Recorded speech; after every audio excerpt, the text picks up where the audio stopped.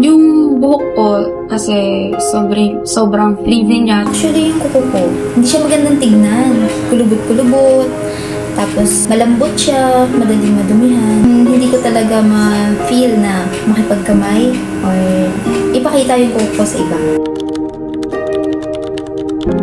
Nung high school ako kasi palagi akong inaasar na parang bruha or what.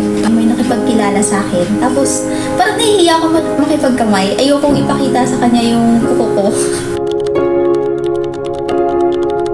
Magsimula ka muna sa sarili mo. I learned to embrace my natural beauty. Tsaka, natuto rin ako na mag-ayos, maging conscious sa itsura ko, lalo na sa buhok. Kasi diba, yung buhok po natin ay sinasabi na ng crowning glory. Kaya natuto ako mag-ayos. So, may nakita ako. Nagustuhan ko siya. Naging confident ako sa kuko ko.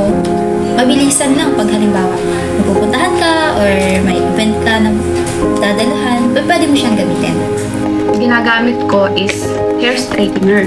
Sobrang legit, as in, pangmatagalan talaga siya na ginagamit. Light lang siya, hindi siya gaano mabigat, and very usable.